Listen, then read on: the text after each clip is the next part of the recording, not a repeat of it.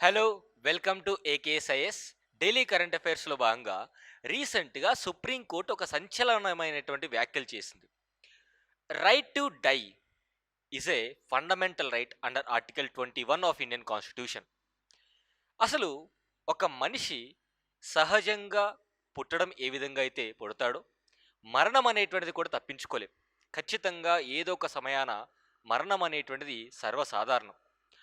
అలాంటి మరణం చాలా కష్టతరంగా జరగడం కంటే ఖచ్చితంగా చనిపోతాడు ఇంక కొన్ని రోజుల్లో.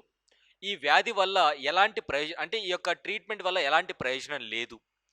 అంటే ఎన్ని రోజులు ఈ ట్రీట్మెంట్ ఇచ్చినా సరే ఏదో లైఫ్ సపోర్ట్ అనేది కేవలం ఈ యొక్క ట్రీట్మెంట్ లేదా బెడ్ మీద ఐసీయూలో పెట్టుకుంటే ఐసీయూలో పెట్టుకుంటే ఆ ఇన్స్ట్రుమెంట్స్ లేదంటే ఆ ఎక్విప్మెంట్స్ వల్లనే మనిషి బతుకుతున్నాడు.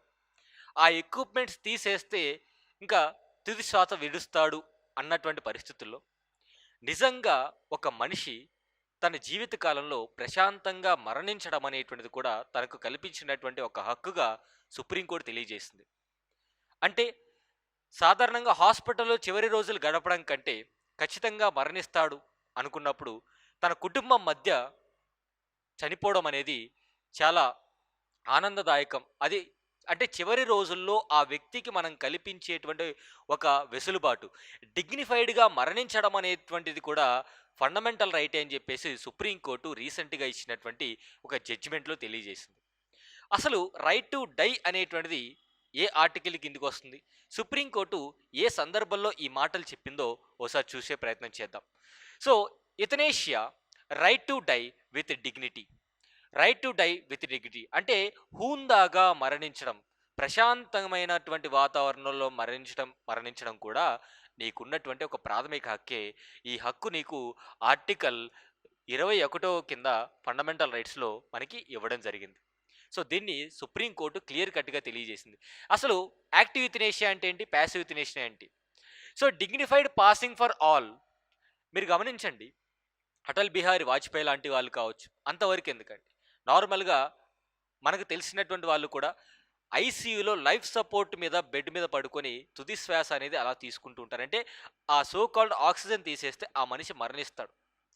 అలా లైఫ్ సపోర్ట్ అనేటువంటి తీసేయడం వల్ల మరణించే వ్యక్తి ఎన్ని రోజులని ప్రశాంతంగా అలా బెడ్ మీద పడుకుంటాడు.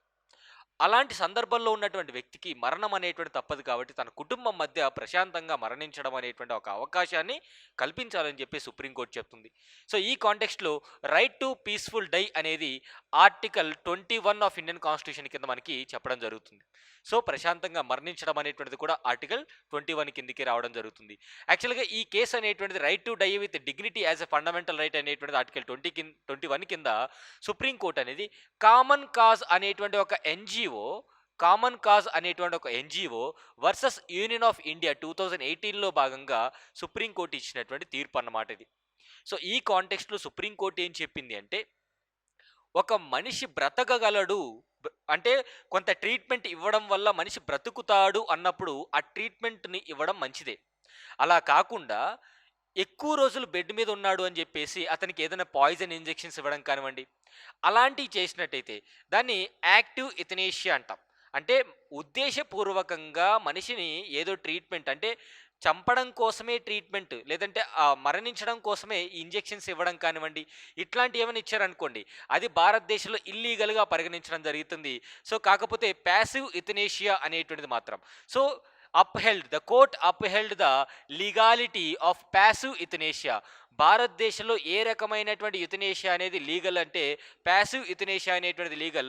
సో మెడికల్ డైరెక్టివ్స్ అనేటువంటి అంటే దీర్ఘకాలంగా వ్యాధులు అనేటువంటి ఇంకా ఎట్టి పరిస్థితుల్లో దాన్ని క్యూర్ చేయలేము అన్నటువంటి పరిస్థితుల్లో ఆ మనిషి చనిపోతాడు, ఏదో ఒక రోజు చనిపోతాడు అన్నప్పుడు ప్రశాంతంగా చనిపోవడం అనేటువంటిది ఒక అవకాశం కల్పించినట్టు అనమాట.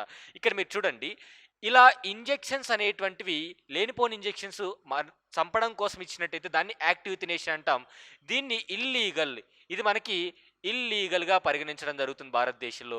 అట్లా కాకుండా లైఫ్ సపోర్ట్ అనేటువంటిది తీసేస్తే అంటే ఆ ఇన్స్ట్రుమెంట్స్ తీసేస్తే ఆ వ్యక్తి తుది శ్వాస విడిచేస్తాడు అన్నప్పుడు, సో ఇలాంటివి పర్మిషన్స్ అనేటువంటివి తీసుకొని ఖచ్చితంగా మీరు ఈ యొక్క ప్యాసివ్ యుతనేషియా అనేటువంటిది ఫాలో అవ్వచ్చని సుప్రీంకోర్టు ఖచ్చితంగా చెప్పడం జరిగింది. సో ఈ యొక్క యాక్టివ్ యుతనేషియా అనేది ఇల్లీగల్గా పరిగణించడం జరుగుతుంది. ప్యాసివ్ యుతనేషియా అనేటువంటిది కొంతవరకు మనకి లీగల్గా పరిగణించడం జరుగుతుంది. సో ఈ ప్యాసివ్ యుతనేషియా అనేటువంటిది ఇండియాలో ఫాలో అవుతున్నారు. అది ఏ ఆర్టికల్ కిందకి వస్తుందంటే మనకి ఆర్టికల్ 21 ఆఫ్ ఇండియన్ కాన్స్టిట్యూషన్ కిందకి రావడం జరుగుతుంది. సో గతంలో ఎలా ఉండేది? గతంలో కనీసం ఇట్లా కూడా చేయకూడదు. గతంలో మీరు గమనిస్తే ఈ యొక్క ప్యాసివ్ యుతనేషియా అనేది చాలా పర్మిషన్లు తీసుకోవాలి. మెడికల్ బోర్డు పర్మిషన్ తీసుకోవాలి. మ్యాజిస్ట్రేట్ యొక్క సంతకం తీసుకోవాలి. సో ఇవన్నీ పర్మిషన్లు తీసుకున్న తర్వాతనే ఇక్కడ ఫాలో అవ్వాలి. కానీ ఇక్కడ ఏం చేశారు, రీసెంట్ ఆఫ్ ద టైమ్స్లో జడ్జిమెంట్ ఏం చెప్పింది అంటే, ఈ లివింగ్ విల్ అంటే ఎర్లియర్ ఎట్లా ఉంది, అదేవిధంగా ప్రజెంట్ ఎట్లా ఉందో పొజిషన్ అనేటువంటిది ఇక్కడ మీకు డీటెయిల్స్గా ప్రాపర్గా ఈ యొక్క పీపీటీ అనేటువంటిది ఇచ్చాను. సో ఇంతకుముందు ఎట్లా ఉండేదంటే ఇంతకుముందు ఎట్లా ఉండేదంటే జ్యుడిషియల్ మ్యాజిస్ట్రేట్ అనేటువంటి వ్యక్తి కంపల్సరీగా లివింగ్ విల్ రాసేటప్పుడు అక్కడ ప్రజెంట్ అయి ఉండాలి. వ్యక్తి చివరిలో చనిపోయేటప్పుడు ఈ యొక్క విల్లు రాస్తాడు కదా, ఈ యొక్క వీలునామా రాసినప్పుడు ఖచ్చితంగా జ్యుడిషియల్ మ్యాజిస్ట్రేట్ ఉండాలి.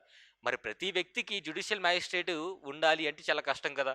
ఏదో ఒక గెస్టెడ్ ఆఫీసర్ ఉండి కూడా విల్లు అనేటువంటిది రాసుకొని అతను సంతకం పెడితే సరిపోతుంది. Access to the living will. So living will be the part of national health record which can be accessed by national Indian hospitals. Living will was kept in custody of the district court. గతంలో living will అనేది ఖచ్చితంగా court పరిధిలో ఉండేది. ఇప్పుడు అలా లేదు, Indian hospitals access చేయొచ్చు. Primary board to examine patients condition. ఇంతకుముందు ఎట్లా ఉండేది అంటే ఖచ్చితంగా ఒక నలుగురు ఎక్స్పర్ట్లు ఉండాలి. అదేవిధంగా ఆ ఒక్కొక్కరికి 20 సంవత్సరాల ఎక్స్పీరియన్స్ ఉండాలి. మరి ఇంతమంది దొరకరు కదా. అట్లా కాకుండా 3 doctors including treating physician and 2 other doctors with 5 years experience ఉన్న వాళ్ళు సర్టిఫై చేస్తే అతనికి ప్యాసివ్ యుతనేషియా అంటే లైఫ్ సపోర్ట్ తీసేయచ్చు అనమాట. So time taken to decide, ఎన్ని రోజుల్లో డిసైడ్ అవ్వాలి. ఇంతకుముందు అయితే మనకి స్పెసిఫిక్గా టైం లిమిట్ ఇవ్వలేదు, కానీ ఇక్కడ 48 అవర్స్లో టైం డిసిషన్ తీసుకోవాలి. సెకండరీ బోర్డ్ అనేది hospital must immediately constitute secondary board for medical experts. అంటే అతనికి లైఫ్ సపోర్ట్ తీసేయాలా వద్దా అని చెప్పేసి హాస్పిటల్ కమిటీ కూడా నిర్ణయం తీసుకుంటుంది. అండ్ గతంలో అయితే డిస్ట్రిక్ట్ కలెక్టర్ తీసుకోవాలి. సో ఈ హెజిల్ ఫ్రీ అంటే గతంలో ఉన్నటువంటి ప్రొసీజర్ని కొంత ప్రశాంతమైనటువంటి ప్రొసీజర్గా చేశారు. సో ఇది భారతదేశంలో యాక్టివ్ యుతనేషియా అండ్ ప్యాసివ్ యుతనేషియా ఫాలో అవుతూ ఉన్నారనమాట. సో ఈ కాంటెక్స్ట్లో మనకి ఎగ్జామినేషన్ పాయింట్ ఆఫ్ వ్యూలో కూడా క్వశ్చన్ చూద్దాం.